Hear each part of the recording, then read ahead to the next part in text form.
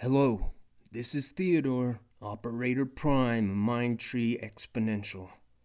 Today on the podcast, we're going to discuss the sweet spot.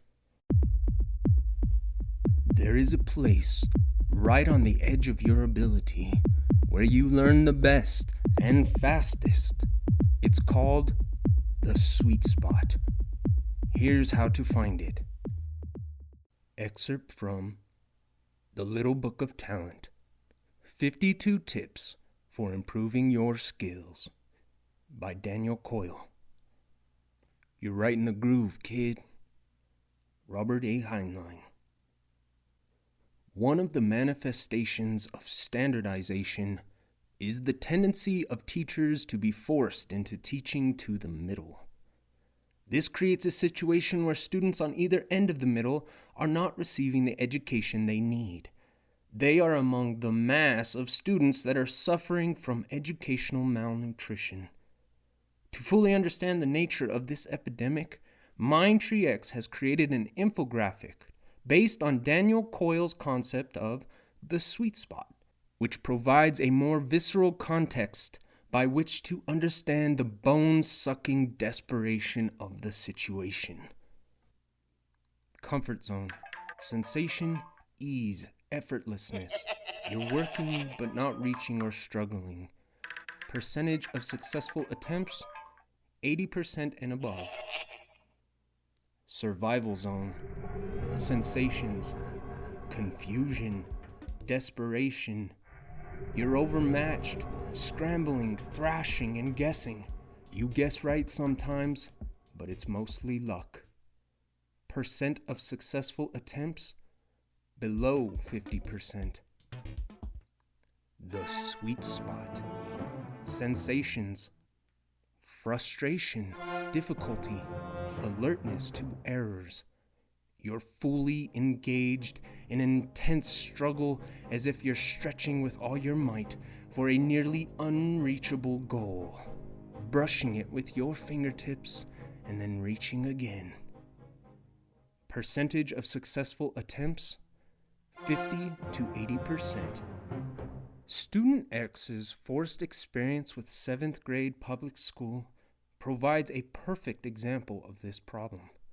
Because the teachers were under constant pressure to cover all the semester's required content, or all the standards that students were supposed to know for the next standardized test, if a student did not fully grasp a concept, they were simply out of luck, as the teacher could not slow down for the sake of one student. There is no time in the school schedule for students that can't keep up, and those students that are high speed, well, they just have to wait for everyone else to catch up. One student is being dragged by a collar, and the other choked by it. This is teaching to the middle, and it is like having a student eat, but not allowing them enough time to chew. The problem of half-digested concepts is especially acute in mathematics instruction, in which the concepts tend to build on previous understandings. And when one concept is not understood, the next becomes more difficult to understand. The gruel for those falling behind and the easy as cake for those wishing to move on cannot sustain a healthy brain, and learning suffers. But more importantly, motivation suffers. Having failed to consume a full serving of learning at school, Student X returns home and begins to consume video games, which are at the other extreme of the bathwater soup of school. Video games are too easy, providing a super sweet experience, much like eating nothing but chocolate cake. Many students swing wildly from starvation to overconsumption of junk food, and this is not only in their learning, but often literally in their eating, with the resultant negative long-term effects on both. What many students don't know is that a bowl of hearty, lightly sweetened, fully buttered and milked oatmeal is not only delicious, but deeply satisfying. So too with the experience of learning in the sweet spot. As a hungry body soaks up nutrients from quality food, so too the brain soaks up quality engagement in learning activities. Foods rather than take the time and effort to make a good bowl of oatmeal.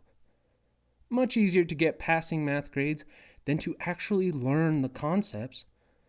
Much easier to play video games and feel like a success rather than do the real work and struggle with higher levels of failure working toward real-world success.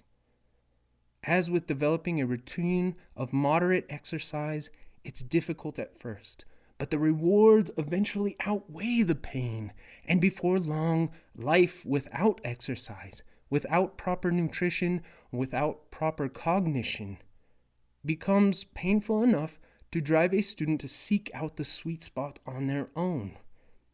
The sweet spot is self-regulating. There is no getting an easy A. There are no ways to cheat.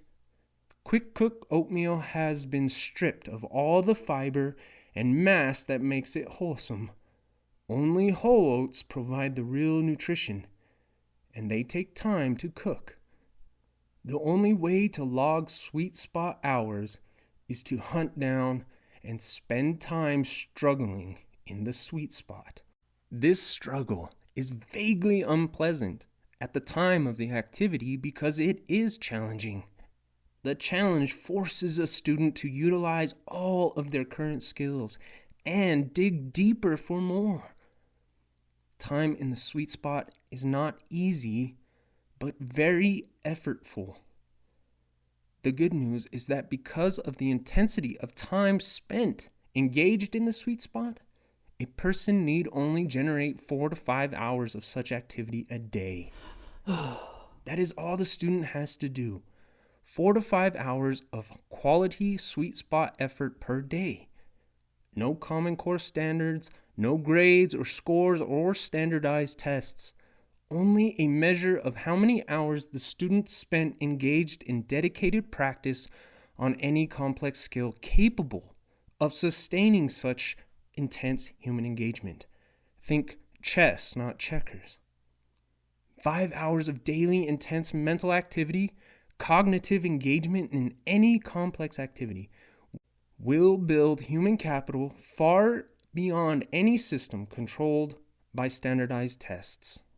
Because such tests force teaching to the middle, which generally misses the sweet spot for most students.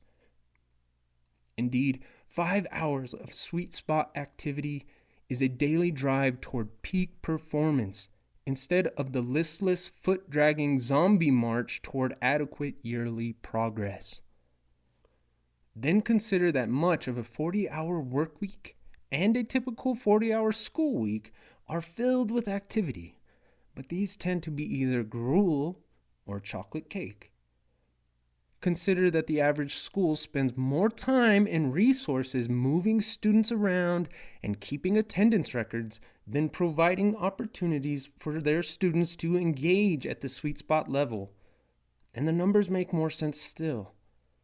Adhering to the optimal 30-hour work week discussed in an earlier podcast would suggest 4 to 5 hours a day of high-quality sweet spot time as a highly refined and efficient goal to seek and achieve. As with establishing an exercise routine, you must first build stamina, and adapting to a homeschool schedule that instantly provides 4 hours of daily, ultra-dense sweet spot time is a major transition for most students that rarely produce more than 1 hour of such intense, pleasurable mental cognition in an entire day at school. However, as the effects of regular sweet spot activity build a foundation of cognitive stamina, something amazing happens. When a person begins a routine of exercise, they must first go through the pain of breaking free from the habit of not exercising. Their body must break free of being unhealthy and weak. Thus, the first month of establishing an exercise routine is filled with pain. But once the body and mind have rebuilt and reformed, the pain takes a back seat to the exhilaration of becoming an athlete. In the homeschool learning environment, this process of becoming a cognitive athlete manifests in the heroic quest, the powerful drive to improve and extend amounts of time in the sweet spot. As an athlete looks to improve their performance, students begin to plan their day around getting in good, high-quality hours of learning, rather than simply getting through the school day to get to their video games. The entire arc of the day changes to more appropriately suit the effort of logging sweet spot hours. Instead of spending time building video game characters through the accumulation of experience points, students can instead build their own human capital through the accumulation of sweet spot hours logged. The quest for self-improvement. This gamification element harnesses intrinsic motivation and the self-reinforcing growth effects of spending time in the sweet spot. Just like with exercise, the student will experience the real effects of health and strength, which far exceed anything the intoxicating but ultimately empty calories of video games or chocolate cake can provide. Knowing that they only need to log 4 solid hours of cognitive effort helps build motivation. 4 hours is nothing compared to the grueling 10-hour slog of a day at public school. Instead of 10 lousy hours, all we need are 4 good ones. In our school, a very flexible but reliable pattern of behavior has emerged that has proven effective in accomplishing 4 hours of high-value, sweet spot time 6 days a week. Note: Student X is required for various reasons to leave our school for several extended periods throughout the year, which greatly diminishes stamina and strength, much as an athlete would lose muscle mass and quickness after weeks or months without exercise. This absence also requires regular expense of resources re-establishing a healthy routine of sweet spot activity, and the opportunity costs of the slow return to performance previously achieved, much like what happens to many students of mass education during the absurdity of summer vacation, which is essentially an excuse for peasants to spend their entire day playing video games. Video games are like chocolate cake, a reward to be savored, not the main course. End note. Training day. Many peasants, few kings. The day starts easy with warm-ups and progresses to a solid hour of tough sweet spot activity, followed by a nice break, and then a second hour of good work. Then lunch, exercise, and a nap, so that upon waking we can dig out another solid hour. Then another break, some games, some dinner, and dessert, of course, cake, and then a final round of sweet spot work. And there you go, 4 hours completed. And by the end of the night, a well-exercised and much depleted brain and body are rewarded with deep regenerative sleep.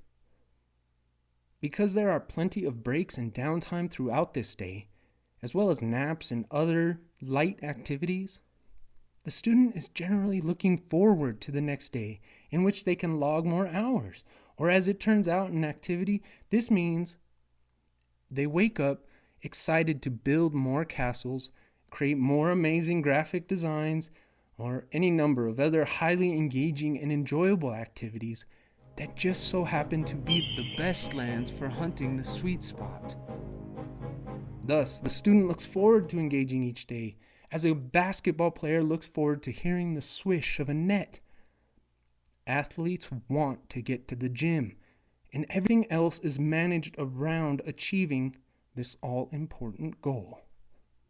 Tomorrow is another opportunity to find that groove where the brain is functioning at optimum. That place where you can almost feel it growing. Before long, a student might find they are not satisfied with their day unless they get their hours of sweet spot time. much as many people feel toward their daily exercise or healthy meals. If a student is made aware of what it means and how it feels to be engaged in the sweet spot on a sustained basis, they will find it difficult to find any other activities which are as rewarding or satisfying or nutritious. If you want to know more about the sweet spot, hunt down a copy of Daniel Coyle's book, The Talent Code. Greatness isn't born, it's grown. Here's how. Or an even more distilled version, The Little Book of Talent, 52 Tips for Improving Your Skills. Both are extremely dense with knowledge, capable of sustaining hour upon hour of intense cognition. Each is a gymnasium, perfect for logging sweet spot hours. So follow the links on our show notes. And good hunting, sir. Right.